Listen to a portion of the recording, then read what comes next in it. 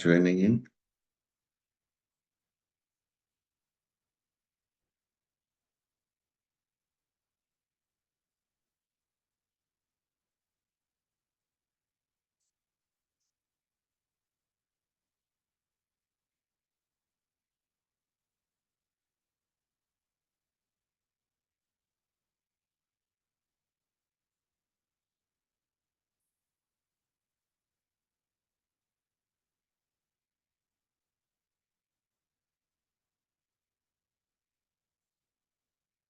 Okay, I think it's time to start.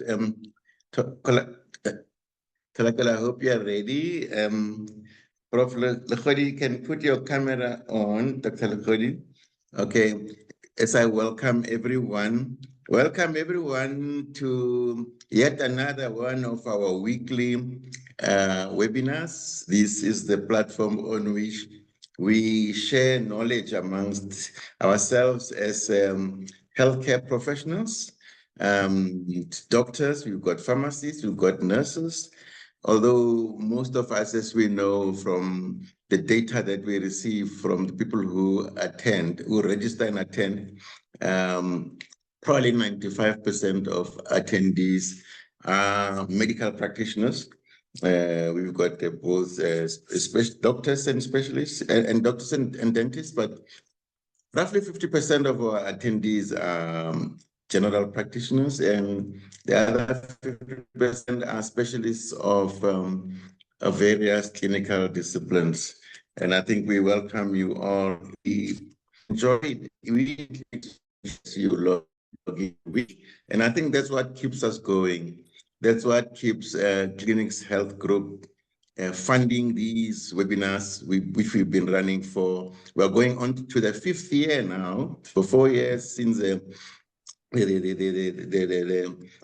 since COVID started in March 2020. We've been doing online webinars. We had CPD sessions in person before COVID, but as you know, lockdown level 5 did not allow that, and that's how these webinars were born in 2020. And because of demand and because for more knowledge amongst colleagues, I think, and also because of the generosity of our colleagues who would like to share their expertise with their colleagues, these webinars will continue. And for as long as people log in, register and log into their webinars, and help to continue funding the webinars. And we're grateful to the board and the EXCO of Clinix for continuing to provide this amazing service to our profession. We always have new ones. You know, we always have people who are regular attendees. They know the drill. But every Thursday when we have a webinar, there are always first-time logger-ins, if you allow me to say so. So we need to say it again, that some of these things. So we are registered with HPCSA for CPD points. So every attendee gets CPD points. Also who volunteer to do webinars in our webinar program, also qualify for CPD points, which you receive automatically when you register on the link that is in the invitation to the webinar. So there is a link. You must register yourself. You should put your own name and HPCSA registration number. If you're a nurse, of course, there's South African Nursing Council number. If you're a pharmacist, South African Pharmacy Council number, it'll allow you to register, and you points will be allocated to you automatically on your profile.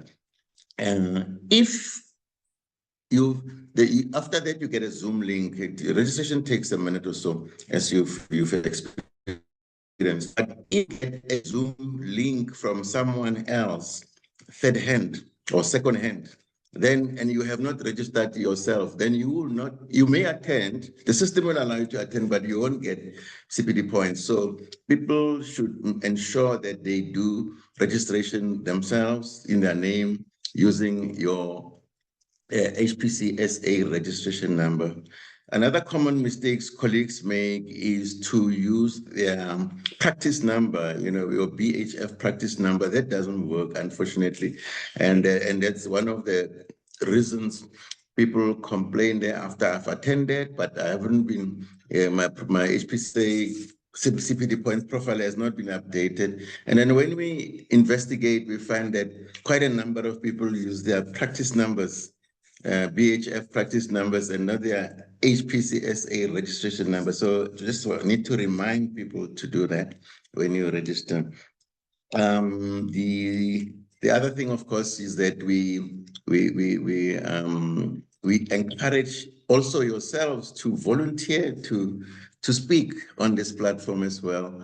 And if any of you would like to share knowledge and the presentation on any topic of your choice, you can just write to us on webinars@clinix.co.za.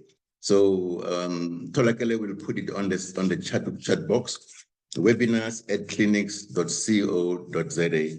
So please do that.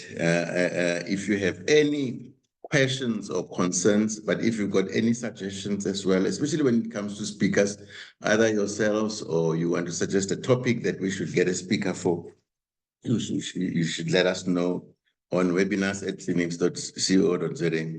There are quite a number of people who have requested us to follow up on their CPD points, and we do. So please, if you don't see your profile updated within 2 to 3 weeks, then please do contact us on webinars@clinix.co.za so that myself, Tolakele, and the team can assist you. You may also contact me on my number, which I don't mind, and will assist you as well.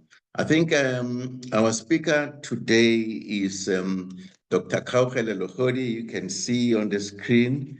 His full name is Dr. Kgaogelo Edward Moleke Legodi. He's a renowned ophthalmologist on the scene. Most of the colleagues would know him.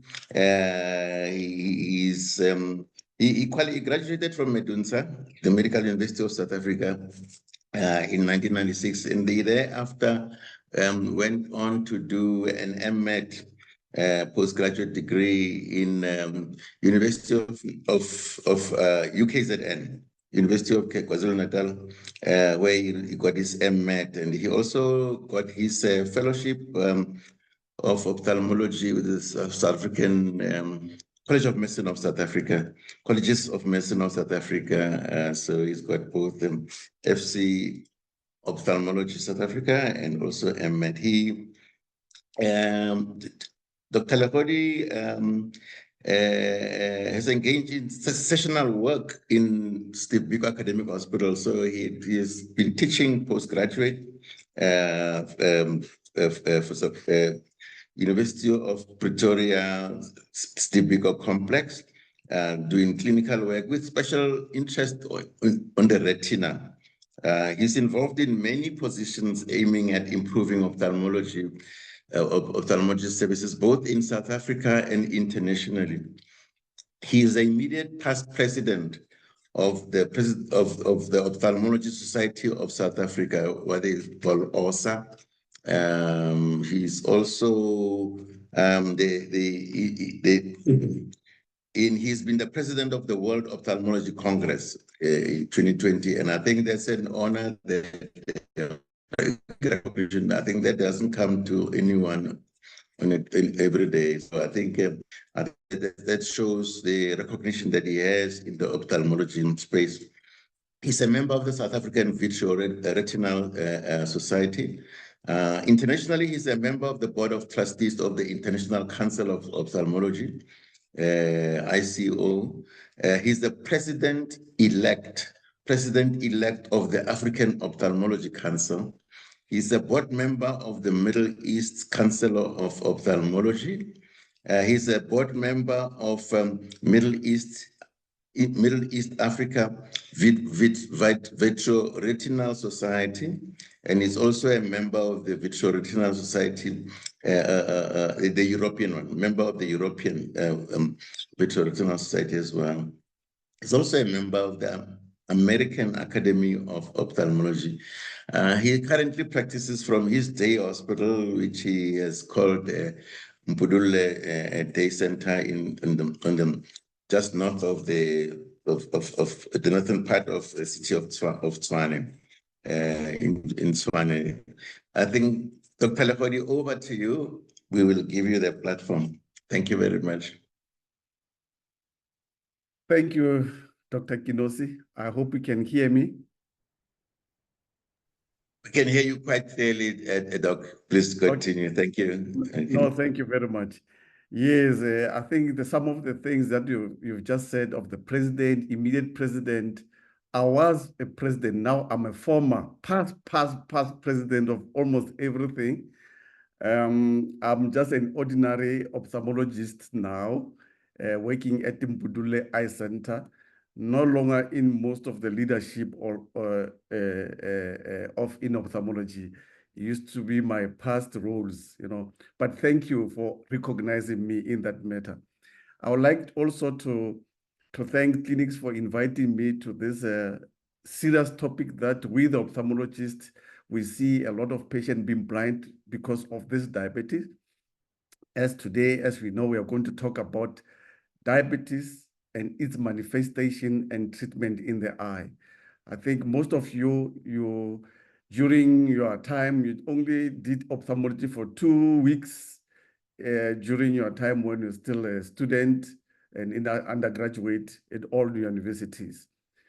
But now we see a lot of patients with diabetic retinopathy. That's why today I decided, I think it's time for us to highlight this issue of diabetes retinopathy. As we know, on the side of the epidemiology, diabetes is a common cause of blindness in the population of working age in developed countries. And the prevalence thereof of diabetes, of any severity in diabetes, is about 30%. But personally, I feel it's more than that because of the way we see it these days. And it is due to, and the prevalence of blindness is due to diabetic retinopathy. And those are the things that you must be aware of. Most of the people are blind because of diabetic retinopathy. Then comes glaucoma, which is the high pressure of the eye. This one, we'll talk about it on another day.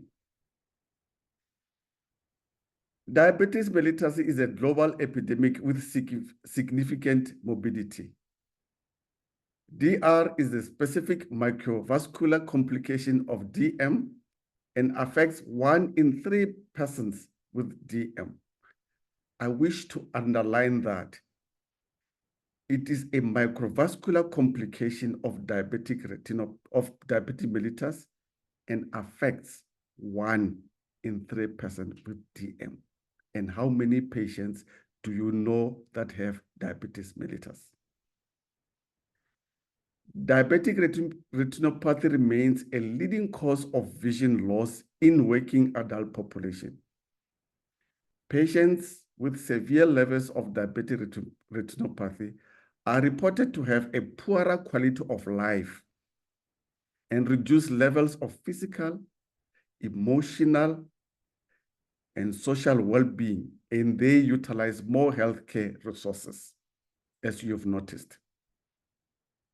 I'd like to emphasize that the patients with severe levels of diabetes are reported to have a poorer quality of life.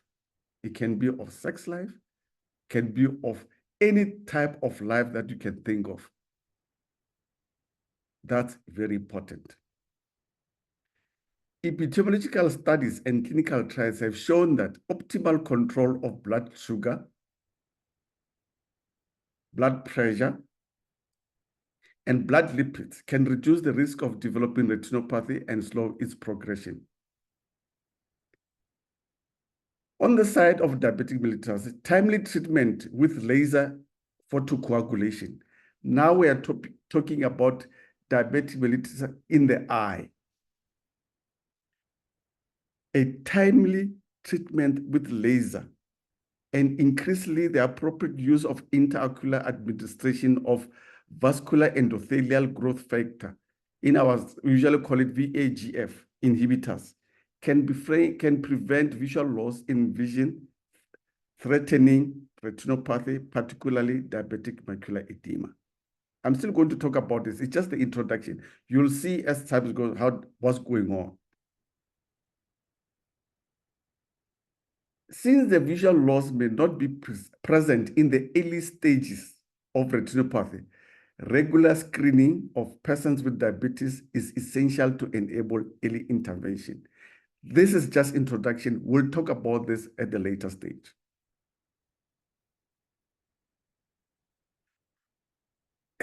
For me, this slide is very, very important. I like to highlight, I hope you can see my pointer with the first diagram here, whereby you see the artery and the vein.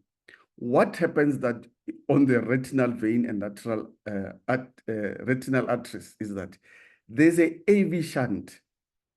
And that shunt, what is going to do is going to lead to vasoformative substances, which lead to hypoxic retina.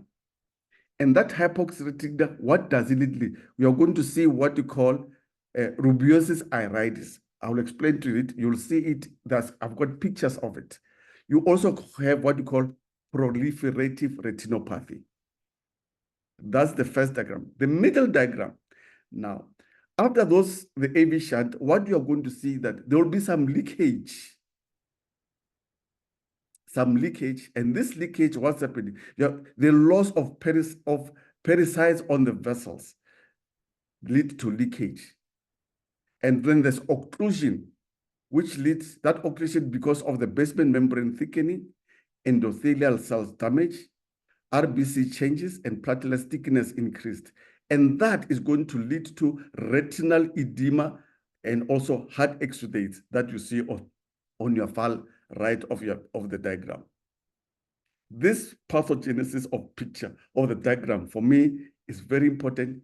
Put it in your head because you're going to see it at a later stage, what it does. Now, everyone who is here, they know about the complication of diabetes. It can cause a stroke, heart attack, peripheral artery diseases, diabetic retinopathy, diabetic cataract, diabetic glaucoma, diabetic foot, diabetic nephropathy, peripheral neuropathy, you name them. As you see, the first picture here is amputated, somebody that's being amputated. And coming to the right side, there, this patient has developed what you call neovascular glaucoma. You can have third nerve palsy because now you can see the eye on the right is looking at me, but the other eye is on the other side. Can have diabetic cataract, or it can cause what you call central retinal artery occlusion or vein occlusion. Now, let's come with the classification of diabetic retinopathy. I think most of you, I know I'm younger than you. During your time, you had different classification. You have had background retinopathy, proliferative, not proliferative. Now we are talking about the two main ones, which is non-proliferative diabetic retinopathy. During your time, you used to call background retinopathy. Now, also, we've got the second one is proliferative diabetic retinopathy. And these two, it can be divided into mild, severe, mild and moderate and severe. Now, let's talk about diabetic retinopathy, non-one.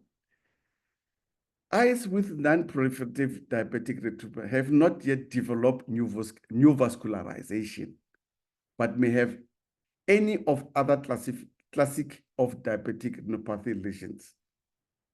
Eyes progress from having no DR through a spectrum of diabetic retinopathy severity that includes mild, moderate, and severe, proliferative diabetic retinopathy. Correct identification of the diabetic retinopathy severity level of the eye allows a prediction of risk of diabetic retinopathy progression, visual loss, and determination of appropriate treatment recommendation, including follow-up interval. Here is a patient with non-proliferative diabetic retinopathy. On this picture, I know most of you, you've got direct ophthalmoscope at the end. But anyway, at the end of this topic, I'll try to just to give you highlights, and so that we can start using those direct ophthalmoscopes that you've put in your rooms, and I know they've got dust now. Here is a patient. We can see that they've got microaneurysm, but there's a dot. This dots things is what you call microaneurysms, and the exudates and the blood hemorrhage. As I said earlier on, that pathogenesis that I showed you before on the diagrams, now you can see the exudates. You can see microaneurysms, the dot hemorrhages, blood hemorrhages, and exudates. And later on, if the patient cannot be followed up properly or be treated, now it continues. You start to see hemorrhages on the retina, vascular toxicities, cotton wool spots, and also microaneurysms. Coming to the proliferative diabetic retinopathy is the most advanced stage of diabetic retinopathy and represent an angiogenic response on the retina to extensive ischemia for capillary closure. Retinal neovascularization is typically characterized as being new vessels on the disc. I'll show you on the picture, and elsewhere along the vascular arcades. New vascular elsewhere often occur at the interface between perfused and non-perfused retina. What I'm talking about here is that, I don't know if you can see my cursor. This is an optic nerve. These are the vessels that you see them on the optic nerve. And on there are these new vessels. For me, as a retinal person who retinal specialist, when I see this, for me is hell. For me as a doctor, and unfortunately for the patient, because this is no longer a good sign. And most of the time, when the patient comes to us, they are already at the stages. Now you see that, you see here, we call it new vascular at the disc. There next to the disc, they are new vessels. And we don't want them because they are fragile. When they bleed, they're going to start forming what we call pre-retinal hemorrhages. And then there's another one, new vascular elsewhere, or later on they call what we call pre-retinal hemorrhages.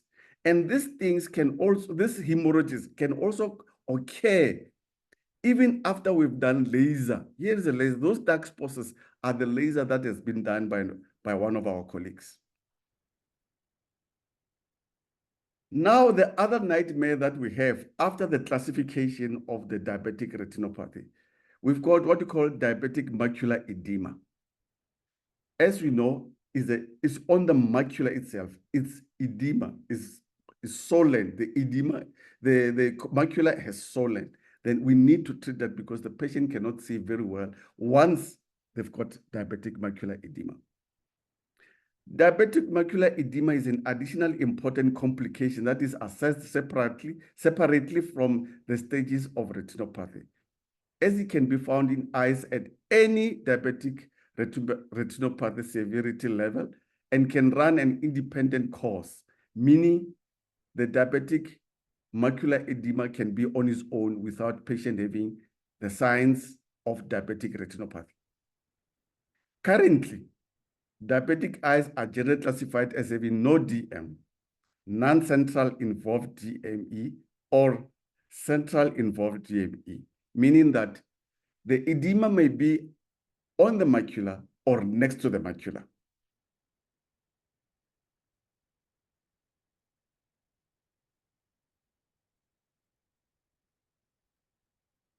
this is what we see. This is the diabetic maculopathy. You see, this is the nerve, this is optic nerve, this is the macula, and the macula started to have this edema, this is swollen around here, and that's why it started to form hard exudate. Hard exudates are these yellow things next to the macula, and we usually don't want them to be there. If you don't do anything to the patient, now from hell is to the grave of hell, whereby now we're starting to see what you call pre-retinal fibrosis and tractional retinal detachment, meaning that on the retina itself, they're starting to develop some fibrosis, these white things here. And once they do that, they pull the retina. And when it started to do that, if the patient doesn't have any operation, later on can say goodbye to that eye. Later, as it goes on, they develop what you call rubeosis iridis. If you can remember, we talked about this on the pathogenesis of the retinal diabetic retinopathy on a previous slide. The patient starts to develop vessels on the iris. And once that starts, for me, is hell. Why? Because these vessels is starting to go and encroaching the angle of the eye and block the eye. The pressure goes up. And once the pressure goes up, the patient is blind with a painful eye. The way is so painful, the patient will end up saying, can you please remove my eye? I don't longer want it because of the pain. And in our term, we call it neovascular glaucoma. Most of the patients, they end up here because of, can be not follow up, non-compliance, or missed. And this is very, very unfortunate. And from this stage, if it goes on, it causes what we call end-stage diabetic eye disease. And on the 8th-stage diabetic eye disease is starting to form what we call physical eye. The eye is shrunken, is soft, with opaque, vascularized cornea, and no visual potential.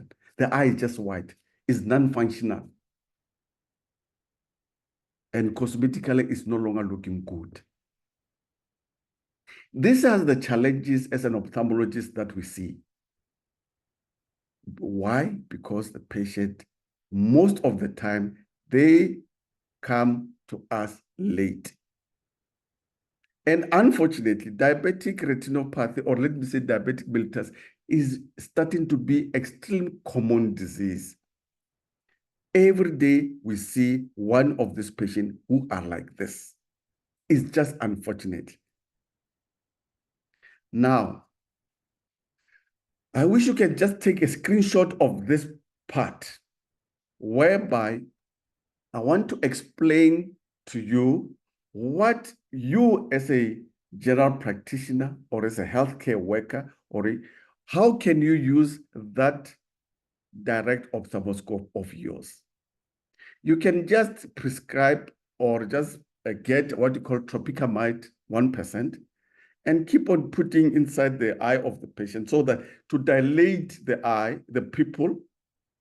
And once you've done that, you can use your direct ophthalmoscope so that you can see those exudates, those retinal hemorrhages, because once you see them, just refer. It will be good. Like here, when we classify that, if we say no apparent diabetic, mild, non-proliferative, there's no need for you to send to see the ophthalmologist. I need you to refer the patient to the ophthalmologist when you start seeing some dots in the eye. But if you are not clear enough, the first thing that you can do that patient a favor, please. Refer the patient, then ophthalmology will tell the patient that come after 1 year or 6 months or 2 years. It will depend on the severity of the diabetic retinopathy. Then these are the things that I wish our colleagues, general practitioners, dietitians, podiatrists, everybody, if the patient is diabetic, please refer to the relevant specialist, refer to the dentist, refer the patient to see all the physicians, because this is a very important issue. This is mostly, the treatment of diabetes is mostly to do with what we, the ophthalmologists, do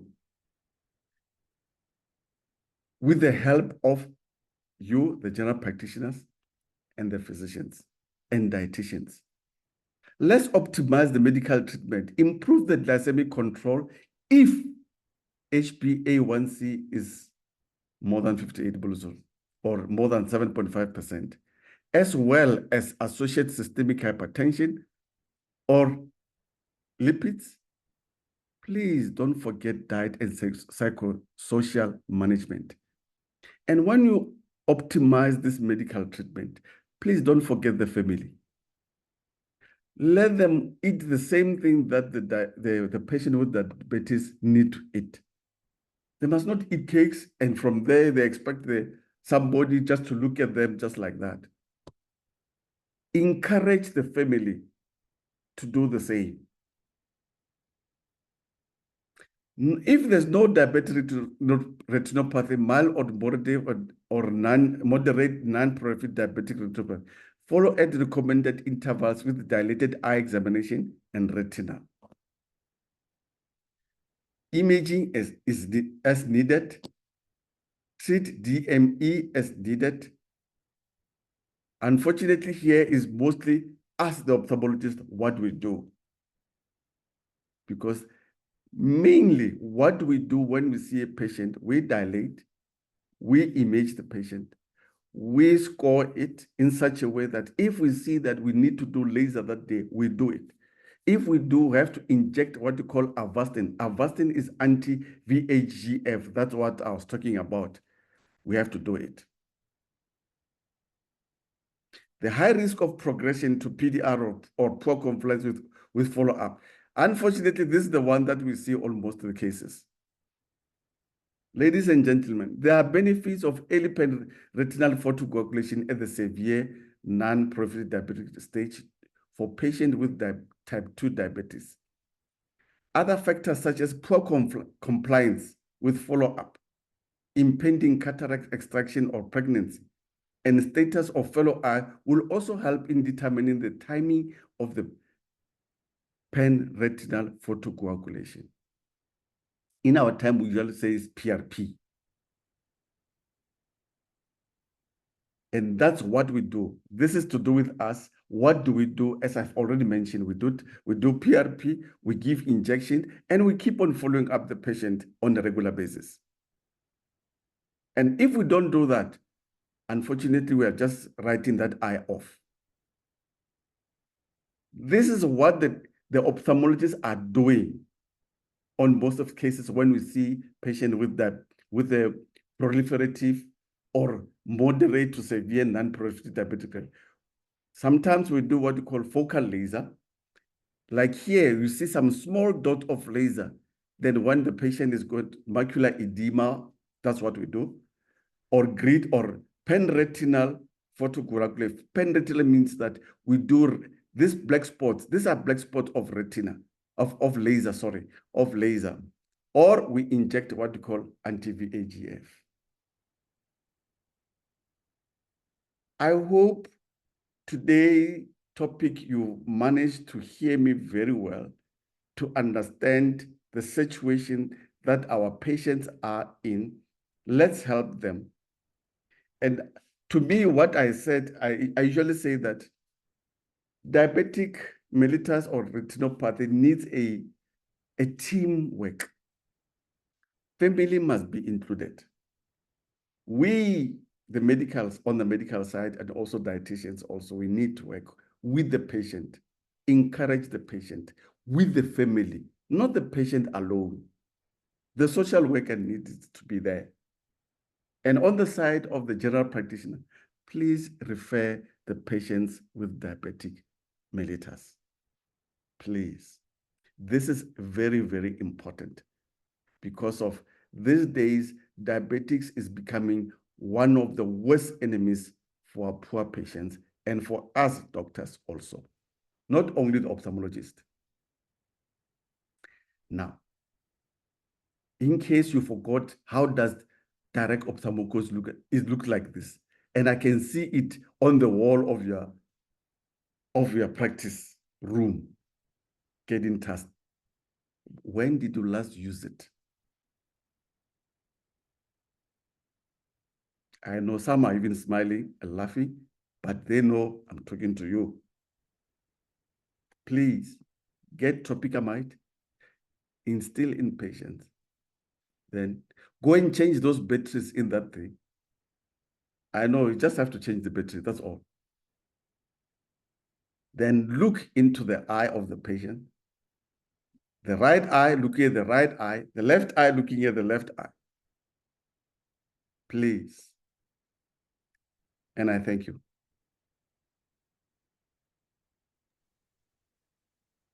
Thank you very much, Dr. Legodi. I think that was a very good reminder about the eye, something that is so crucial to our daily lives, and yet we forget. I mean, from the time we wake up in the morning, to see that it's cloudy or sunny or whatever it is, dark, we use our eyes. So at times, I think we tend to forget and underrate the importance of these organs that we have, our eyes, and the importance of taking care of them. I think what you told us is quite scary, that about 1/3 of all diabetic patients have one form or other of diabetic retinopathy at either early stage or late stage.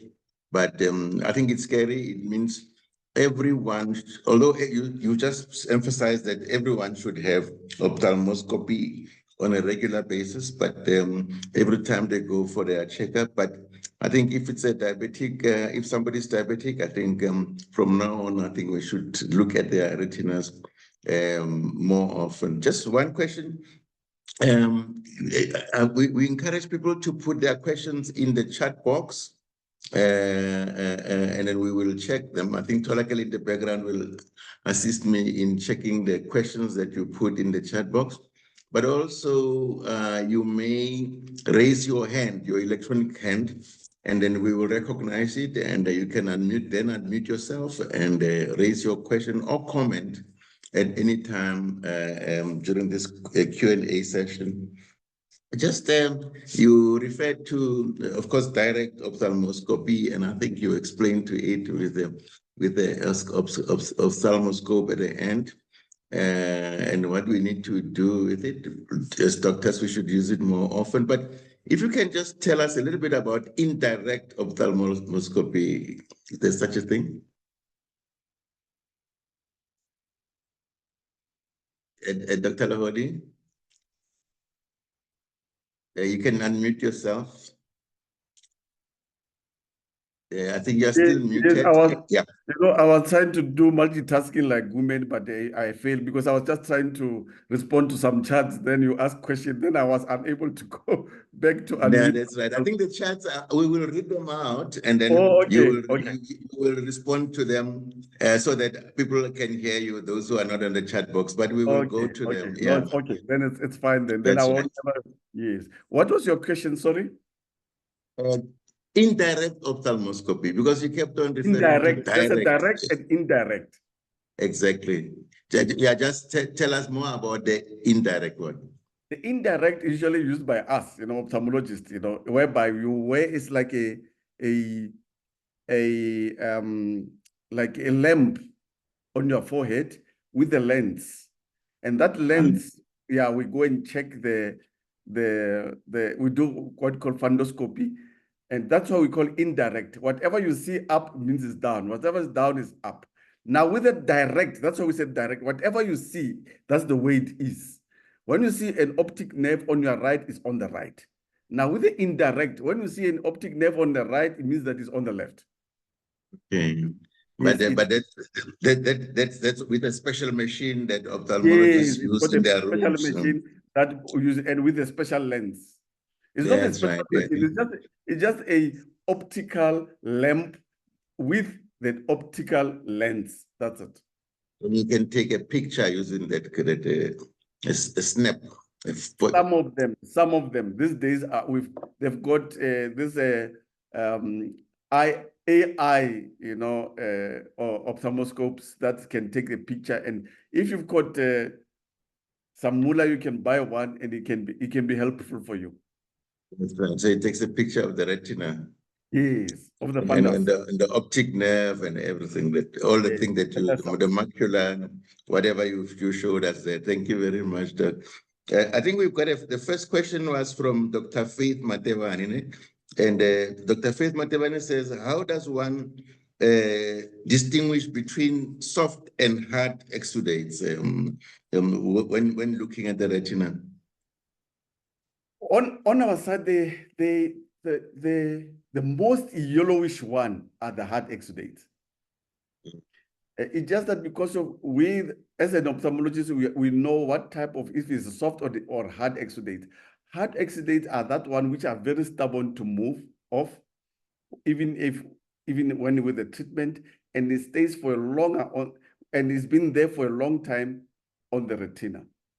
And those are the hard exudates. Soft exudates are small little ones. Then sometimes we can use the laser to remove them because they are soft, and also they are edematous. And sometimes they clear off, but the hard ones, they won't clear off. Okay, and I hope Dr. Matebane is answered there. And I think we've got another question from Dr. Tebele Sibopela, who says, can you please write down the name of the eye drops to put in before you do the ophthalmoscopy? I think we've already done that. I've also responded to that you can use tropicamide, Picamide, P-I-C-A. I see it. Yeah, it's in the chat box. Tropicamide. Yeah, I wrote it. I even wrote every 5 minutes for a period of maybe 30 minutes or an hour. Then you can do it. Yeah. That's right. I see Dr. Comfort Pakude also assisted with the answer as well. Yeah, no, I saw a cytopentolate and what, yes. That's right. But I see, who's this? It was me who said tropicamide every 5 minutes. Every 5 minutes, yeah. But there's somebody else who wrote cyclopentolate. Is there another cyclopentolate or miadrasil? Yes, miadrasil, yes, you can still use it, yes. Those can be used as well. Yeah, and then there are quite a number of messages that say very productive. We salute you, Doc, and a lot of thank yous and kisses and and applauses and so on. And then there is a question from I think it's Dr. Ronald Kellerman. What symptoms are related to different stages of diabetic, the DR? She said DR, but I think it's diabetic retinopathy. What symptoms are related to the different stages? The symptoms, when you say symptoms, I mean, it's going to be poor vision, isn't it? I don't, if it means symptoms or signs, because symptoms on the side of the patient, it can be difficult to say. The patient, the macula may be normal and the optic nerve is normal, but end up having what you call retinal hemorrhages, cotton wool spots, bleeding of vessels, and it can still see very well, And the challenge, that's why I'm saying, unfortunately, when the patient is starting not to see very well, personally, I usually say it's already late. Yeah. I have to see the retina better. I have to see the retina first before the patient come to me and say, cannot see. That's the challenge that we have. That's why I was emphasizing the say of saying, please refer the patient. With all the patients with diabetes, let them see at least an ophthalmologist once a year. All of them. Yeah. Okay. Thank you very much. There's a Dr. Charity Kungwan who says, can doctor explain how a high glycemic index affects the refractive state of the patient, refractive state of the patient? I notice a lot of hyperopia, the hyperopia shift with a high glycemic index. This one must be a registrar or somebody in ophthalmology. There are very few persons who can ask me this question. Yes, it does. Why? Sometimes the patient, especially when they are just diagnosed as diabetic mellitus, they come to us and say, Doc, I cannot see very well, you know, especially when I'm reading. Then personally, I usually say, don't do anything, just wait. After a month, the refractive goes back to normal. What happened is that because of the lens is starting to have osmosis, it accumulates fluid. I mean, fluid on the lens itself. Then it changes the refraction of the patient, and we don't do anything. Don't do anything. Don't do a cataract operation of the poor patient. No, unless the patient has got cataract itself. But if he doesn't have it, no. Leave the patient for some few months, 1 or 2. The vision go back to normal at the later stage. You should be remembering, because you were at Steve Biko, the University of Pretoria.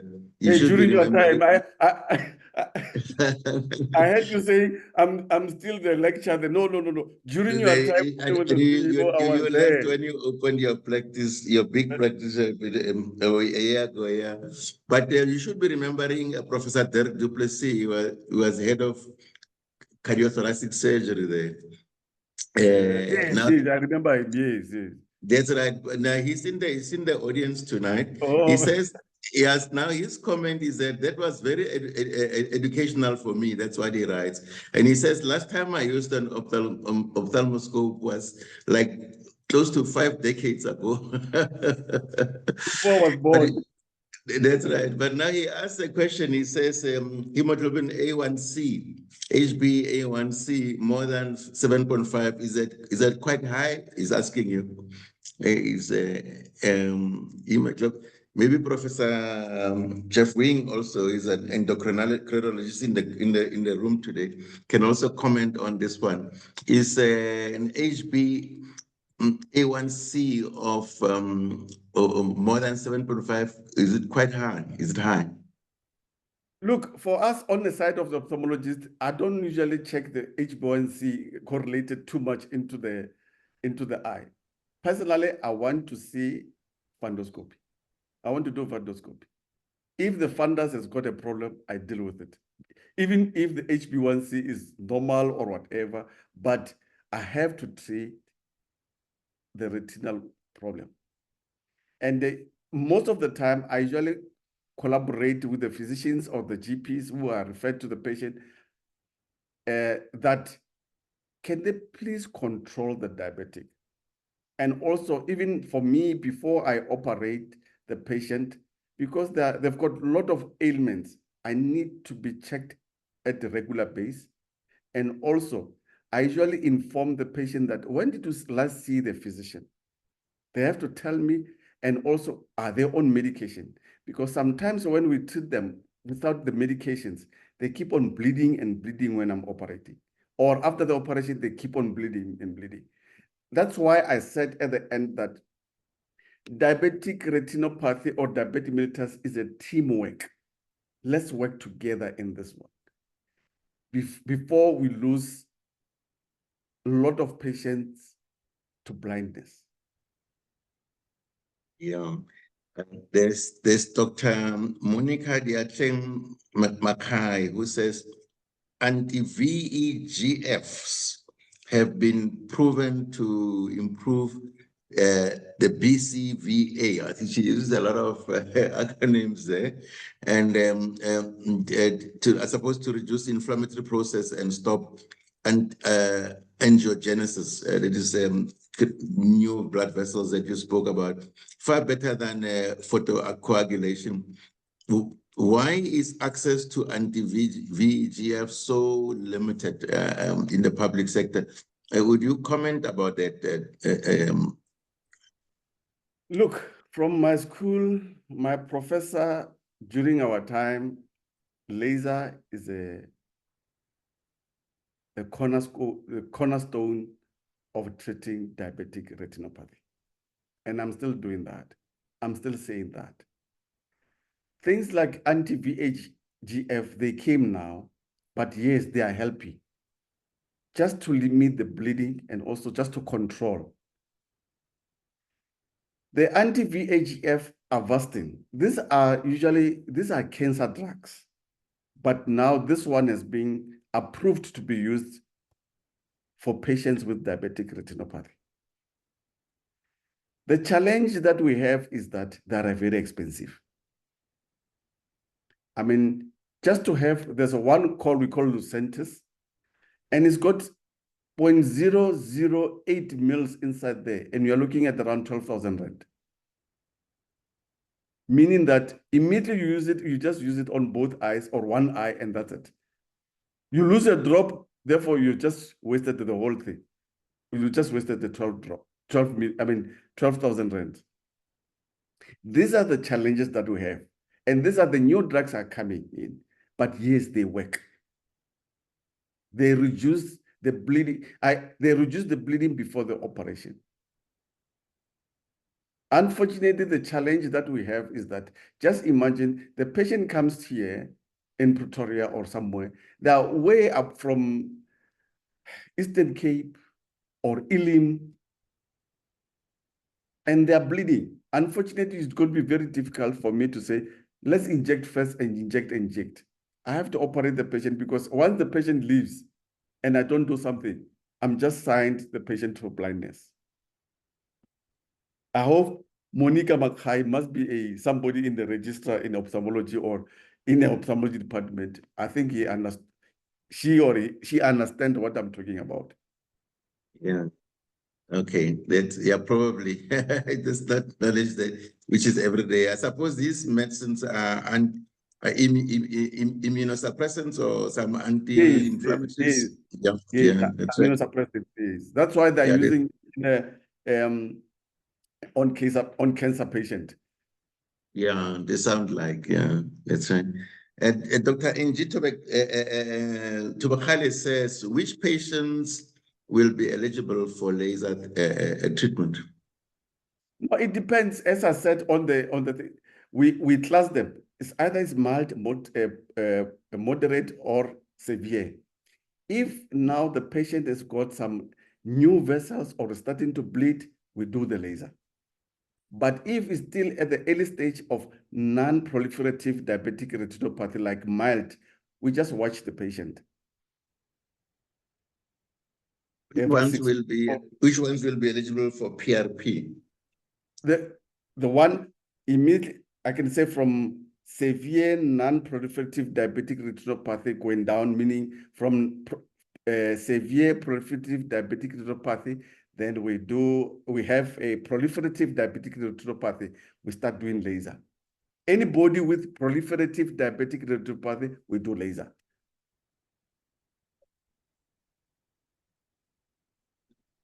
Professor Duplessis comes back and says, does laser not also do damage? And he talks about pan-retinal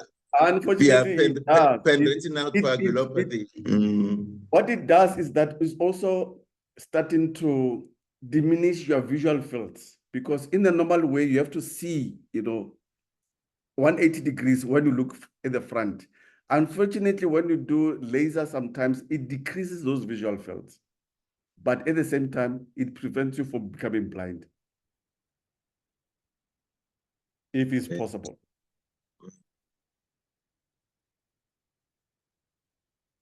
Maditun says true, but what you mentioned about vision shift, I have seen it even with patients who are newly diagnosed with with high blood pressure.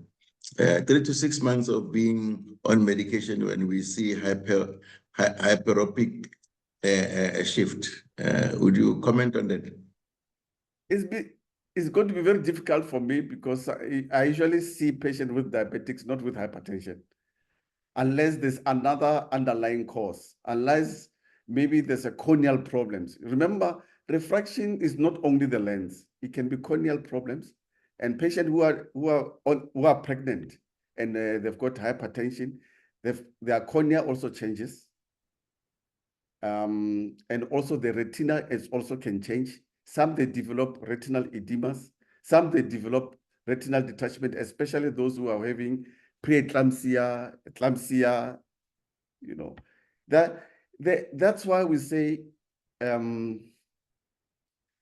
the eye tells us almost everything about you. You are angry, the eye will tell me. You are sad, the eye will tell me. You are happy, you've got diabetes, the eye will tell me.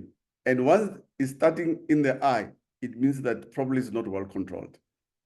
You talk about most of the disease that you have, the eye problem tells us. It can be TB, it can be sarcoid, arthritis, HIV, hypertension. The eye is the window of telling us a lot of things. It's our intelligence. Yeah.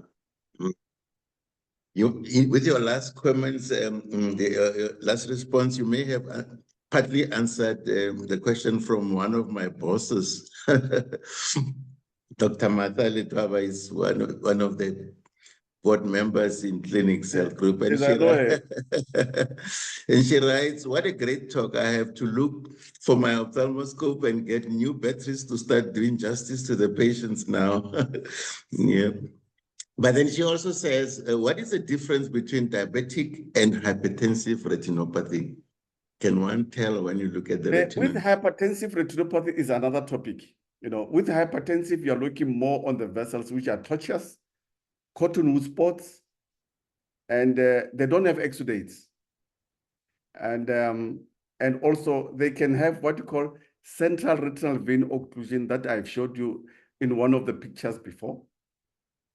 And also they can what you call branch retinal vein occlusions.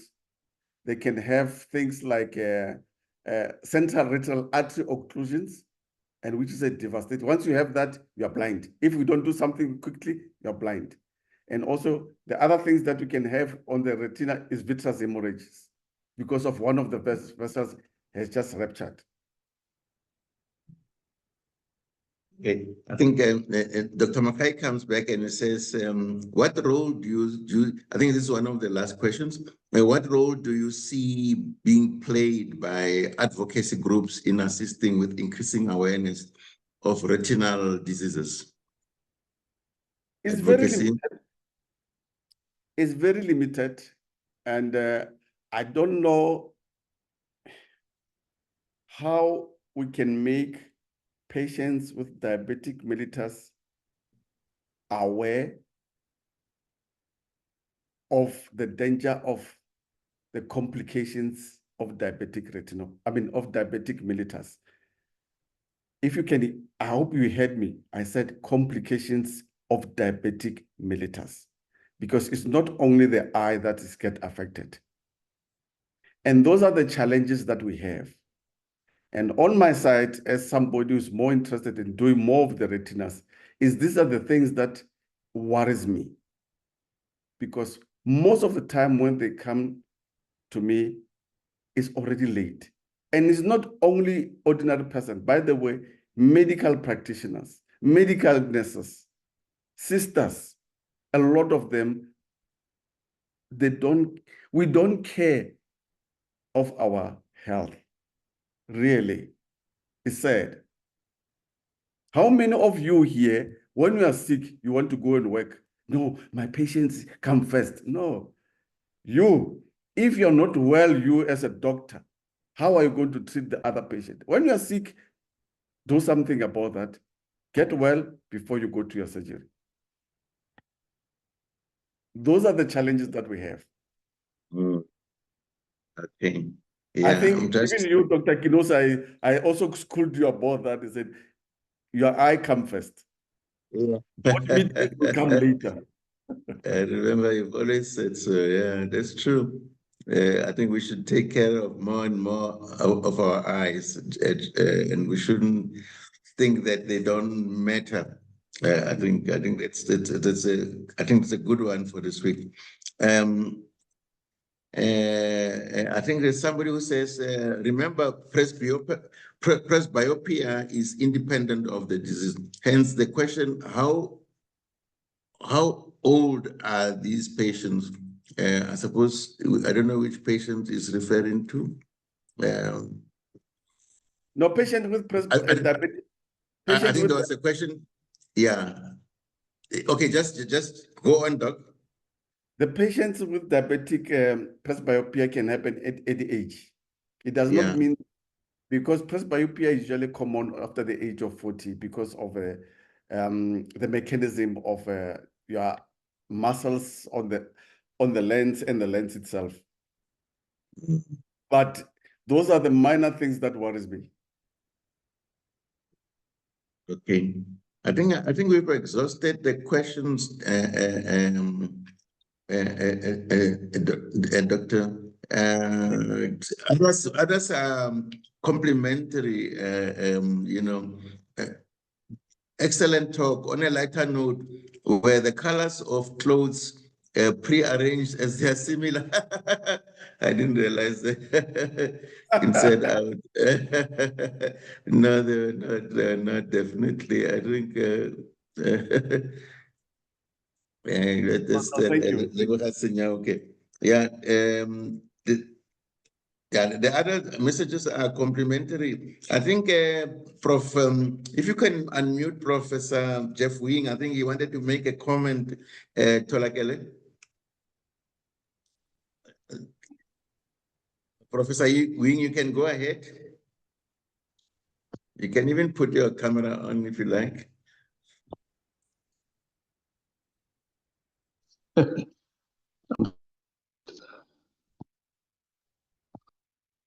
Okay, I think you okay, you are now admitted. Oh, you are now admitted, Prof. You can go ahead. Oh, now you've muted again. Okay, I'm unmuted now. That's right, definitely. Mm. So we discussed that Professor Makunyani will follow me. But as a physician endocrinologist, let me compliment Dr. Legodi. And the comments I want to offer is just to reinforce his message. So perhaps I'll go backwards. We talked about the ophthalmoscope. Like the stethoscope, it's still relevant. But I think your main message was dilate those pupils before you even, and try darken the room before looking in the eye. Otherwise you're going to see nothing. I think your slides were excellent. You managed to show us the changes, the pathology, in parallel with the pathogenesis that you offered. So it was a very clear message.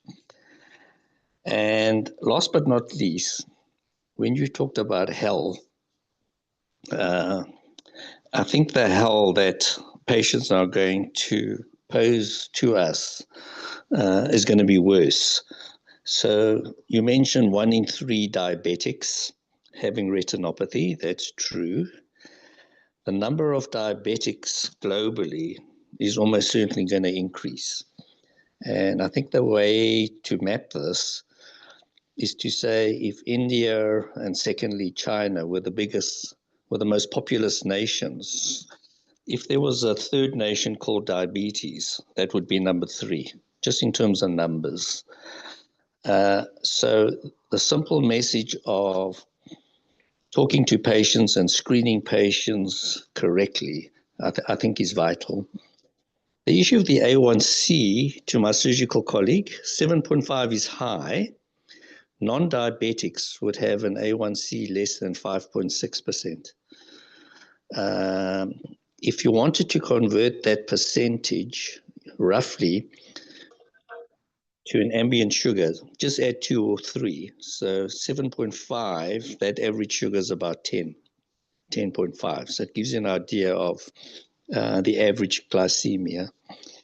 So I think before I hand over to my colleague, Prof. Makunyani, let me just thank you, Dr. Legodi, for giving us a glimpse of hell. Thank you very much. Thank you very much, Prof. Wing. Thank you very much, and also teaching us a little bit more about hemoglobin A1C and what it means, and answering Professor du Plessis' earlier question. Over to you, Professor Makunyani, a fellow ophthalmologist, to Dr. Legodi, that is not to me, of course. Go ahead. You can unmute yourself and go ahead, Professor Makunyani. Sorry, I forgot to unmute myself. Thank you very much.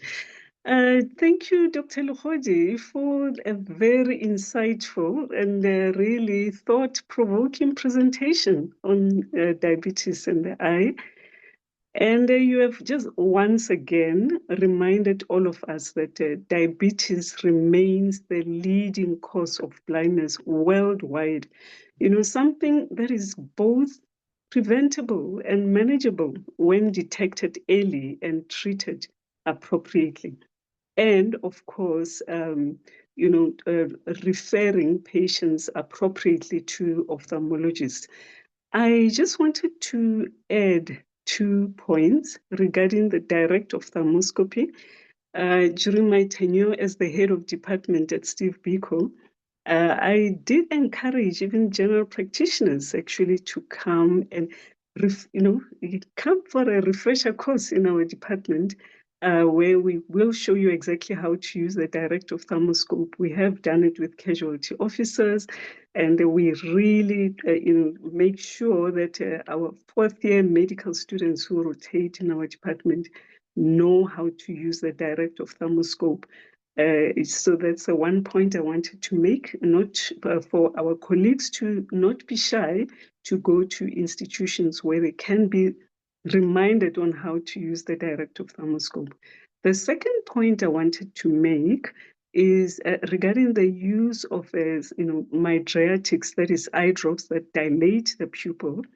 I would just caution our general practitioners in using these eye drops, because one thing they will, after having used them, the patient is not going to be able to see clearly.